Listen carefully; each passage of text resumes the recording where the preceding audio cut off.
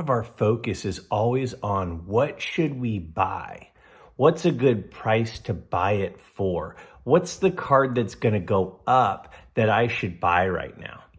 But I think it's equally important to be thinking about when do I sell and what do I sell?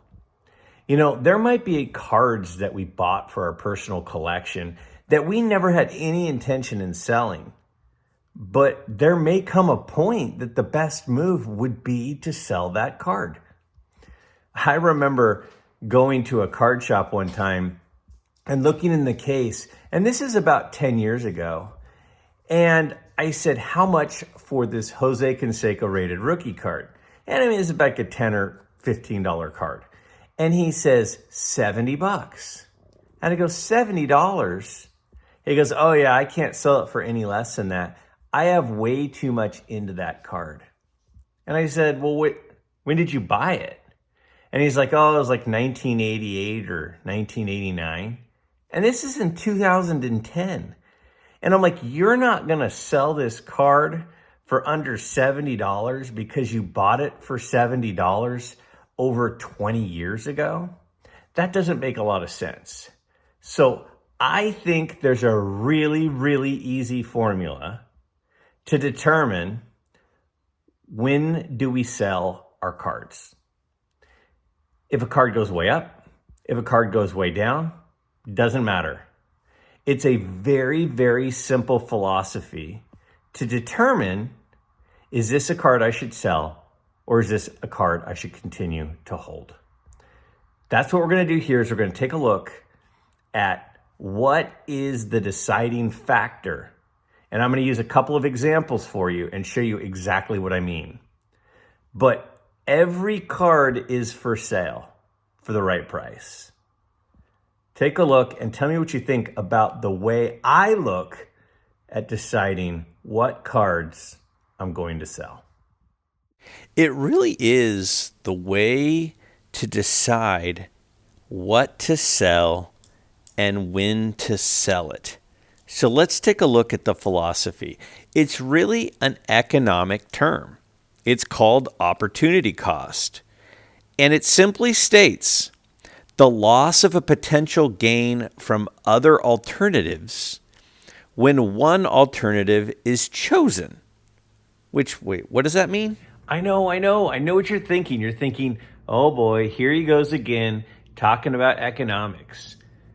But yeah, I mean, that's what dealing with anything is when we're talking about anything financial, is it is about economics. Here's the deal. If we hold a card and don't sell it, we are essentially buying that card at the current value's price every single day. Because if you sell the card for that price, then you have the money to buy something else. So every day we decide we want to keep something, which is fine. We are deciding it is worth the amount of money that it is currently selling for. Because the other option besides keeping it is to sell it, and you would sell it for what its current value is. So there is an opportunity cost, and the opportunity cost is the decision to keep a card prevents us from using the money of its value to buy something else. And that's fine. We just need to understand that that's what we're doing every day we choose to keep a card in our collection. So this really is the underlying question. If you didn't have that card today, would you buy it for the current value of the card? So if you did not have that 1986 Donruss rated rookie, would you buy it for $50? No. So if it's selling for $50, you should sell it. Here's an example. A 1950 Bowman Jackie Robinson card. A really, really cool card. Now, this exact card sold on April 13th of 2020 for $630. So we're talking about just about exactly 3 years ago. Well, this card has gone up a lot. In fact, check out the most recent sale in a PSA 3. So this card has gone through the roof in the last 3 years. So let's just say for a second that you bought it in April of 2020. And in April of 2020, when you bought it for $630, you probably had no idea it was going to go to what it's worth now. Well, if it's currently worth $3,000 and you bought it for $630, right? If you were to sell it and get it that $3,000 for it, you'd pay about $300, give or take, in auction house fees. That means you would walk with $2,700. So, yes, you bought it for $630 and it went way up. And you decide, I don't think it's worth $2,700 to me. Now, wait, you say, what about taxes? Well, that's to be determined. If you make a profit, there is taxable income, but also that could be offset from other losses. So whether you're paying taxes, the tax rate is, really to be determined over the course of the year. But if you didn't have that card today, would you buy it for $2,700? Because if the answer is yes, I would pay $2,700 for this card, then you should keep it. But if you wouldn't buy it for $2,700, if you didn't have it, but you had $2,700, then you should sell it. Because by keeping it, you are giving up $2,700. So truly, that's what you're doing.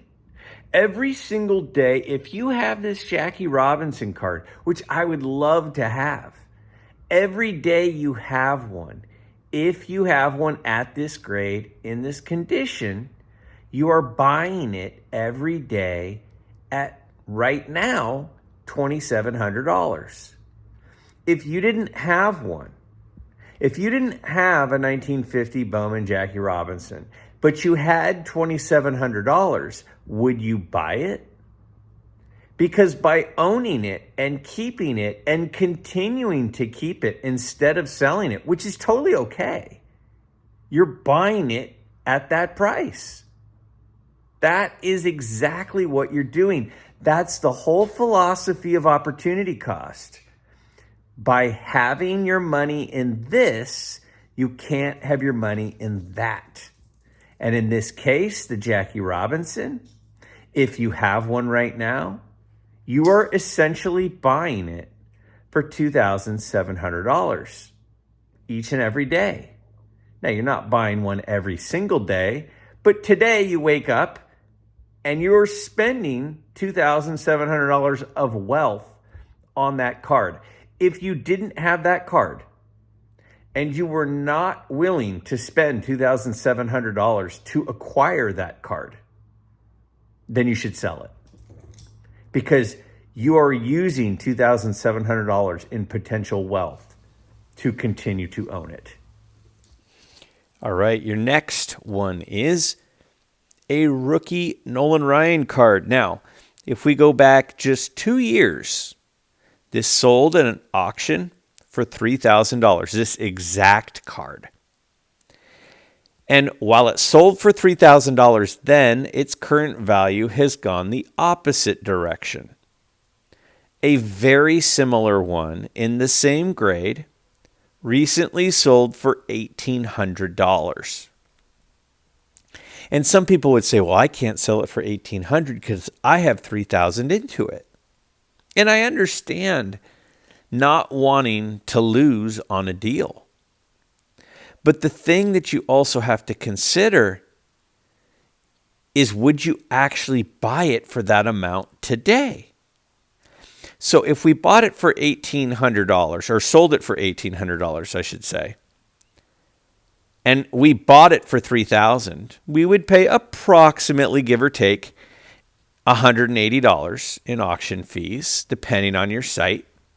So you would net $1,619.95 if you sold it. Now, again, the taxes are to be determined because, again, over the course of the year, are you coming out ahead? Are you coming out behind? What's your tax bracket rate? What's your state that you live in? It's possible that things are awash and you don't have taxes. But if you didn't have this card today, would you buy it for $1,619.95? Because again, you are giving up $1,619.95 every single day that you have it if you don't sell it. Now, a lot of people would say, yes, I would buy that card for that amount. Some people would say no. It is really, really difficult to lose on a deal. It is really hard to accept that we buy something and it goes down, and what we want to do so we don't lose, what we want to do is hold it and just hope that it goes up. Because if we hope that it goes up, then we may not lose. But it's okay to lose. Everybody loses sometimes. You're not going to win every single deal. So, yeah, maybe you buy a card for $3,000. And a couple years later, the card's only worth $1,500. If you don't sell it for $1,500, you are saying with your finances, with your worth, with your assets, you are using $1,500 in value, in your net worth, in your collection to continue to have it. Because if you didn't want to spend that much, you'd sell it. And you would sell it for that amount of money. It's okay to cut your losses. If you look at a card in your collection, and whether it's gone up or whether it's gone down, you'd be unwilling to buy it at the current market, you got to sell. But there is one exception. There is one exception to this rule, and that's what I want to talk about right now. So here's really the deal. If there is an emotional attachment to a card that goes beyond its financial value, then that changes everything. We do have certain things that have specific memories attached that make it more valuable to us than to somebody else. Whether it's an old clock in your house that you got from your grandparents' house, whether it's an autograph that you acquired on a memorable trip with some family and friends, it is possible that something is worth more to you than it would be worth to somebody else. It's okay to want to hold an heirloom. It's okay to want to hold a card that is worth more to you than it would be to someone else. Those things don't necessarily have the same financial value as they have value to you personally. That's perfectly understandable. If it's the first Mickey Mantle card you ever bought and you remember exactly where when you bought it, and that card is special even though it's not the best condition card, but it just means so much to you, completely different story. One of the videos I posted a few months ago now was a card that my dad found from his childhood collection in a card shop. He was going through a common box and he saw a card with his name on it in his handwriting that was his card as a kid, and he bought it. Someday that card will be in my collection and I will never, ever sell that card. There is no amount of money that would get me to ever sell that card. It's the one card from my dad's childhood collection that he currently has. It's worth way more than anyone could ever pay me. That's the exception. Otherwise, I genuinely believe that the way we have to look at every card that we have is every day we don't sell it, we're using that amount of value towards continuing to own it. You're going to have some cards go up to the point where they're too valuable to continue to keep because it's not worth to you what someone would pay you for it. And you're going to have times you buy cards that go down in value. And that's going to happen to all of us. And you shouldn't hold it just because you're upside down on the card. If it's worth more to someone else than what you would currently pay for it, it's time to sell. Tell me what you think about this. It's a different way of looking at what you should sell and when you should sell it, but it's the method that I've used for a very long time. Tell me what you think in the comments below. I look forward to hearing your feedback on this one. As always, thank you so much for watching. If you haven't subscribed yet, please consider doing so.